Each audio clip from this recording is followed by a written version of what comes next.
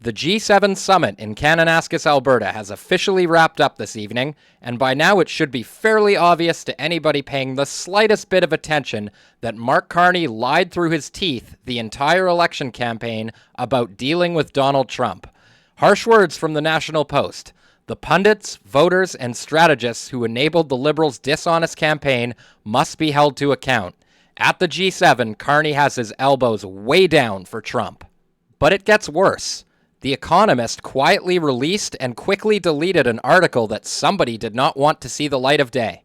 Unfortunately for them, the internet is forever.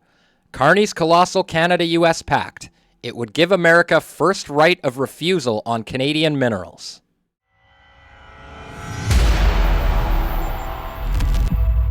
Hey everybody, welcome back to episode 62 of Johnny Says So. And as the Kananaskis G7 summit wraps up, I think it's pretty safe to say that I feel pretty vindicated, along with about half of the country.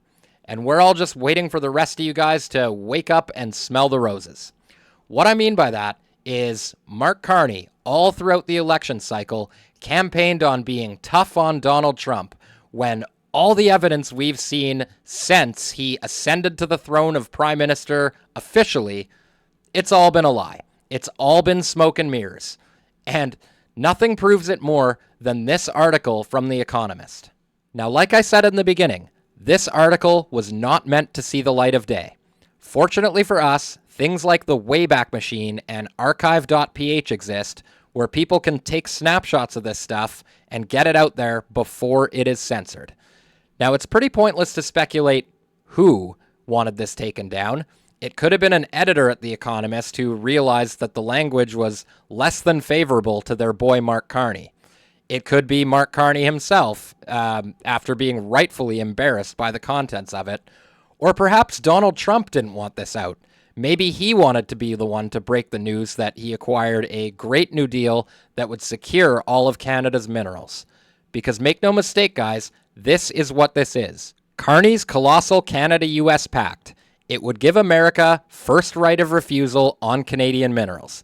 This is unbelievable, guys. What this means is essentially the United States would get first say over who gets to buy Canada's minerals and for what price.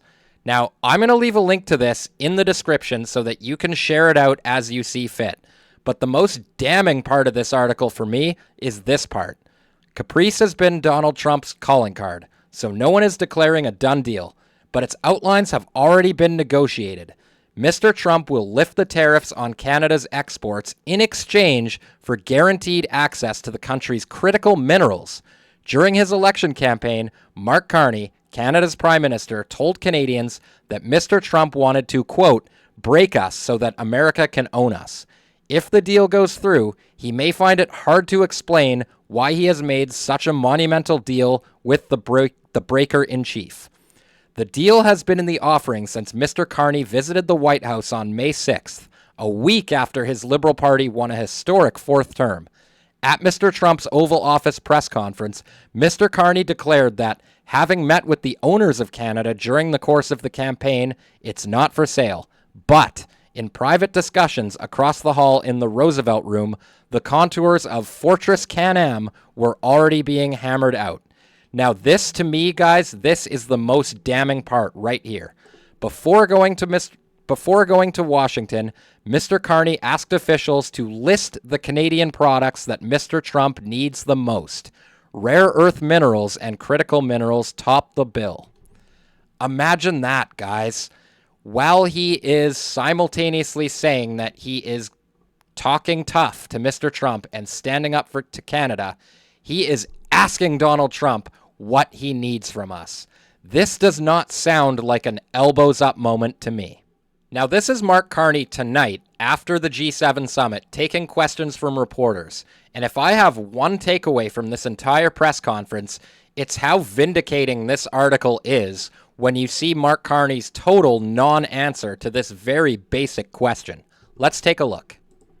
Hi, Prime Minister Brian Platt with Bloomberg. I wanted to ask about this 30-day window now that you've set up with President Trump. Can you explain, was this your idea for a 30-day window, or are you trying to put a deadline in place? And is retaliation still I mean, do you move to retaliation if this 30 days expires without a deal? What's the rationale here, and what happens if you don't get to a deal? Well, look, there are many aspects of the relationship with the United States, and many of your good questions have touched on them, from security, border security, commercial, financial, otherwise. And we don't want to, with respect to the specifics around specific tariffs, there's a certain amount of information that's necessary. There's certain decisions that can be taken given that information, given the relative perspectives, and quite often in negotiations, having a form of deadline is helpful to concentrate the mind, and that can be the case here. The teams are working well. He's doing the Kamala Harris thing. You guys notice that, right? Where he's basically making a word salad out of nothing, like explaining to you the meaning of deadlines in the concept of time. Yes, Mark, you're being redundant. We all know what a deadline is. Answer the goddamn question, dude. Exchange of information, exchange of ideas, and having that focus will be helpful. What was the second part of your question? Retaliation. You have not retaliated to the doubling of steel and aluminum. No, we have not yet. We retain the flexibility in order to do so, and we are looking. But I will say one thing which is related to that, which is we are looking very actively about the risks from third party or third country flows of steel, and mainly steel, but possibly. Do you hear that? The risk of third-party countries, aka others that may want to buy Canadian products. There it is again. First right of refusal stuff is built right in there. He's not saying it out loud yet, but I guarantee you that's what it means. Elbows up, right, guys? The aluminium into Canada, and the need to. Also, notice the way he says aluminium. It's aluminum, Mark. We all know you're a European globalist banker. Provide protections from that. So we're looking at the modalities and ways of doing that, and we're very alive to that. That's the first. We're also, of course, looking to provide liquidity and other support to the firm. So, look, we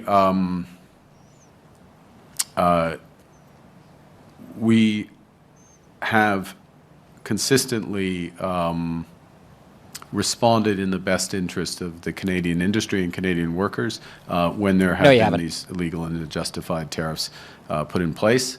We do so in a way tailored to each situation. We have multiple tools with which we can respond, and some of those, as this evolves, relate as much to other countries' potential dumping of steel, excess steel into Canada as it does the U.S. So we're looking to calibrate appropriately, but we'll do what's necessary, and in short term. And I wouldn't necessarily look to a 30-day window to in that response.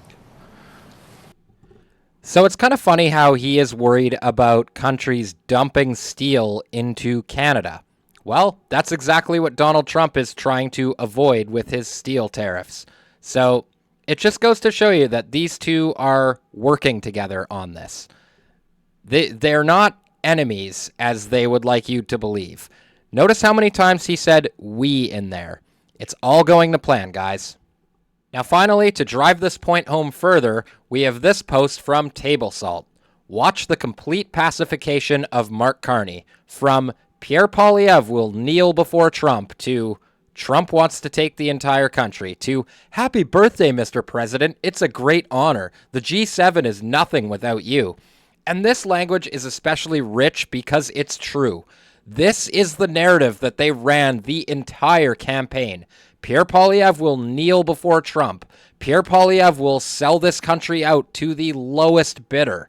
When it turns out everything that they were accusing the Conservatives of wanting to do is what they ended up doing themselves. Every single accusation is just an admission with these people. I don't think we can change Donald Trump. I don't think so. Not at this stage. And a person who draws his inspiration from President Trump, like Pierre Poilievre, will kneel down before him before he stands up to him. Ever be part of the United States in any way, shape, or form. We have to recognize that the Donald Trump of today is different than the Donald Trump of several years ago. Then his objective was to take more of our market. Now he wants to take our country. Let me finish by pointing. Welcome to Canada. Thank you very much. It's a great honor. Happy birthday. A few days short. A little bit. A few days short, but didn't have a chance to see you on the day. Happy birthday to the U.S. military as well, 250th. Look at his elbows. Look at that, guys. His elbows are actually behind his back. That is the most submissive posture I've ever seen. It's almost like he's consciously like, don't show him your elbows. Don't show him your elbows. What a fraud. And this is the 50th birthday, if you will, of the G7. This marks the 50th birthday of the G7, and the G7 is nothing without U.S. leadership. And your personal leadership of the United States, many issues, geopolitics, economic, technology, and working hand in hand with the United States, Canada and the United States, and the other G7 partners with your leadership. Very much looking forward to the meeting and grateful to have you. Thank you very much, Mark. I appreciate it, and we've developed a very good relationship. So there it is, guys. As if Mark Carney's words and actions weren't enough proof for the average Canadian, that deleted article from The Economist should be the wake-up call that most Canadians need to finally see it for what it is and realize how badly they've been duped by Mark Carney and his entire cabinet of recycled Trudeau-era politicians. Let me know what you think down in the comments. Do you think the day is coming when Canadians are going to wake up and realize how badly they've been duped? And that's my show for tonight, guys. As always, make sure you're subscribed, smash the like button, share the videos out on your social media, and as always, I'll see you in the next one. Peace.